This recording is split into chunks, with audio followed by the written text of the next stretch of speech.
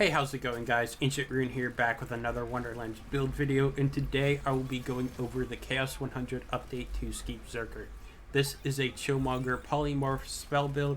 This focuses on spamming as much as possible, with Polymorph casting your spells and sever the thread, returning your spell charges very consistently. The old version of this build used guns for damage as well, but with higher chaos levels, more multi-purpose builds became less viable. So high ditch guns, but the spell part is very strong still. If you want to see a spell gun hybrid build, then make sure to check out my Trap Scallion Speed Scallion. The save file for this build will be in my Discord link down below. You can also find my Twitch where I stream from time to time. And if you like this build, make sure to like the video and subscribe if you haven't. And I hope you guys enjoy.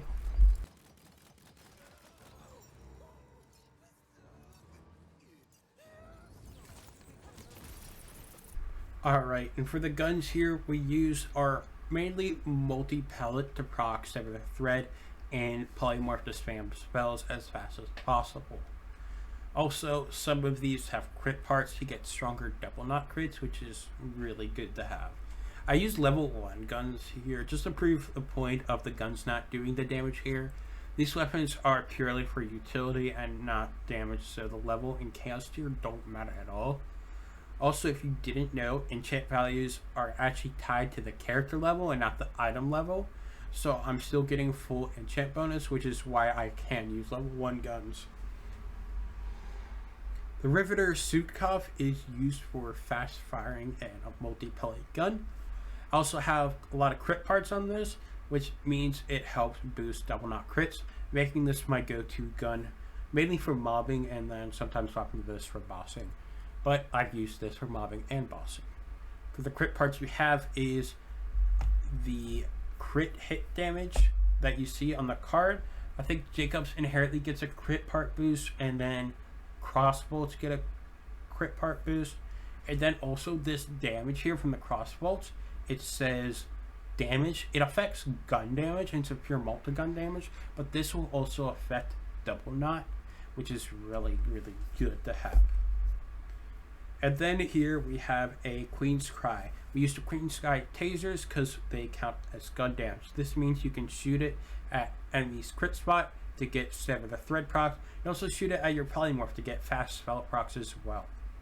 Body Rocker can also be used here because it has super high pellets, which means it's very easy to proc your skills. Using the kettle drum shotgun can also be used for the same reason, but I've just used Body Rocker for a while, so that's why I use it.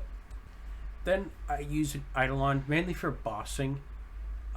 This gives really high crit parts, which is applying to our double knots, making us get a lot more damage. And then for the enchants, we use gun kill area damage and spell radius. This is procced by double knot kills, as double knot counts as a gun, which is why this is so useful here, even though our guns aren't doing the damage. And I don't think we have area damage on our armor, but that's the only place. And then we use the spell blade for the for the increased spell crit chance. Echo is probably the preferred hilt mod on here, as it's just nice for those occasional big hits. You could also use some other stuff, but nothing else really matters, or just not worry about the hilt mod at all. The element, the damage, and the chaos tier do not matter, as the spellblade isn't used for damage, so this is just a really easy farm. So you can either get any spellblade or a spellblade with Echo. You could try and focus on high swing speed, as that means you're hitting faster, which is nice, but that's like probably the minimal you need to focus on. For the shield, you either want to use a Cursed Wit or a Body Rune. Cursed Wit gives a lot of damage when close up to enemies, while Body Rune gives survivability. I like to use Fleet part on Cursed Wit, but it really doesn't matter what part you use. And then for Body Rune, you want to use Capacity part, as that'll give more than Health part because of unarmed defense, but in the end it doesn't really matter there, though Body Rune is a pretty easy farm. And then I use Ascended Cursed Wit, even though we want low damage, because we want our shield at 0, but we have glass cannon. Our glass cannon makes our shield not recharge, which means that it'll always stay at 0. Unless we go into fight for your life, come back up, it's full. but ideally that wouldn't happen. So that just helps with us getting an armor defense. Higher shield means that goes more into health, and that's why we have an ascended Curse Wit. That means you could also go capacity if you wanted to on Curse Wit. Just depends on what you want. And then we use the low health enchant for survivability. Because we're gonna be at 0 shield, we just are gonna be weaker. Hits will be easier to take us down. So this helps us get above health gate a lot faster, and then gives a little bit of damage on the side, which is pretty nice. And then here we use a third, which is used to get polymorph fast without having to go Blood of the Fallen. This also allows us to get Sever the Thread and more double knot points. Sever the Thread allows for thirds to be procced often, even without fast cooldown, as we'll be getting those spells back often, which means we're spamming a bunch, which means you don't even have to kill to get cooldown back, where Blood of the Fallen does. Spellshot power and all damage is probably ideally what you want to look for your amulet, and then match the element to your spell. So here I have frost damage. I don't really go besides frost damage, even though I could, so I just have frost damage amulet on this. For the armor, you want to go double knot points, spell stabo. This is pretty much the go-to for any spell build, unless you're going a spell dot build, but that's pretty niche. The passive to look for are all damage, area damage, gun damage, spell crit chance, and then max war capacity. Max war capacity just for survivability.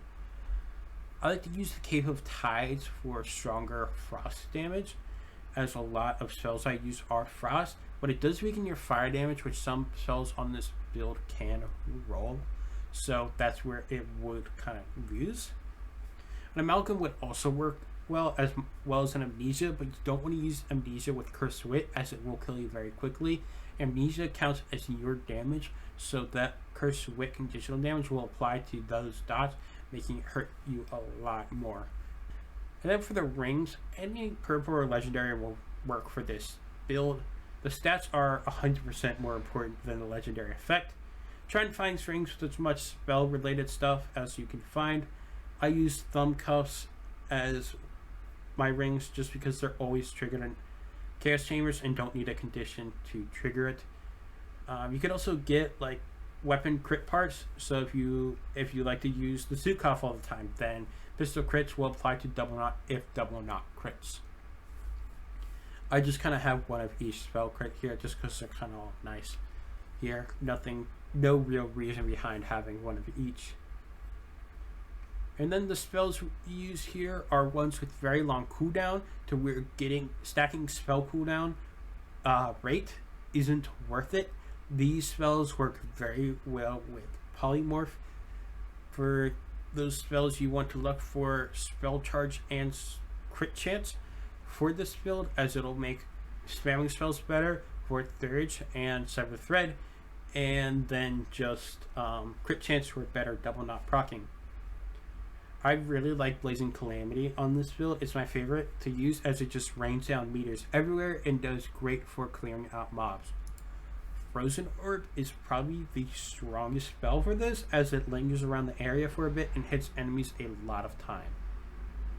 Let's see. Quaking Sunder. Quaking Sunder is also very fun build, as they target after enemies. I do have a fire one here. I think it comes with Dark Magic, and I think that's it. I may be wrong. You probably want to go Dark Magic if you're going Soaked, and then Fire if you aren't. It just kind of depends. Ice Spikes is also really nice, as it's just very effective as they auto lock onto enemies. There are a couple variants of Ice Spikes which are all really good. And then I may be missing some spells, as I haven't experimented too much based on what I knew was good before a long time ago. So I may be missing some, so make sure to experiment and let me know. The enchants you want for your melee and spell is Action Skill Start and Spellcast All Damage. There are other enchants that will benefit from this build, but these enchants are the optimal choice. And then the skill tree's a little weird for personal preference. Here you have Unyielding for the health regen for survivability. Then frost damage, because we're doing some frost. It's not great, but it's not bad. It's You could take Savagery for more enraged duration, but we have Blood Frenzy, so it shouldn't matter too much. And then you see I don't take Old Ways, which isn't a good thing to do. But since we have Curse Wit, it's not as needed, which means I can take Utility, which I like to use Instinct and Blood Frenzy. And also, I guess, kind of Cold Snap. I want more utility here, more than damage. The optimal play is to take at least a couple points in the Old Ways. You can take points out of either Instinct, Cold Snap, or Blood Frenzy. If you choose not to use Curse Wit, then 100% put points in Old Ways. I'd suggest taking them out of Instinct and Blood Frenzy that way. If you are using Curse Wit, I'd probably take out maybe Cold Snap and Instinct, or just Instinct. Instinct's just really personal, feels better to swap and reload. Definitely not needed. And then Spellshot tree is pretty standard for a spell build. If you do use Body Ring, take this point out of Prestidigitation and put in a Mage Armor for better survivability. Glass Cannon, of course, here. I go Warcaster here as it has a chance to not reload our guns, where reload speed isn't as needed, which is just really nice. So any kills will have a chance to reload, which I really, really like. And then here you'll see we have Sever the Thread. Sever the Thread activates when you have all spell charges on cooldown. So single spell charges really doesn't matter, but for multi-charge spells, this is very important. When Sever the Thread is proc, it will return all spell charges to you. So if you have 3 spell charges, use them all. Sever the Thread's proc, all 3 charges replenished. But if you hit a crit and you have 2 charges to use and have 1 charge left, Sever the Thread will not activate. And then for the hero points, I'd focus on crit damage for better crits, max HP and ward for better survivability, and probably the rest and axes go cooldown for better polymorph spam. Put some in crit chance for better double nut, but here you see we have 64 on, what is it, a Blazing Calamity, with not even proccing Spellblade, which is, this is still pretty part dependent on what you have, but I probably find doing the skill cooldown a lot better than crit chance. And then we don't need spell cooldown as we have Sever the Thread. Then we aren't using dots, so status effect damage doesn't matter here. I use Village Idiot for crit damage, but the background doesn't really matter, it's very minimal. I hope you guys enjoyed the build video. This build allows me to spam some spells I wouldn't be able to otherwise, and it's just also really fun using Polymorph instead of Ambidextrous.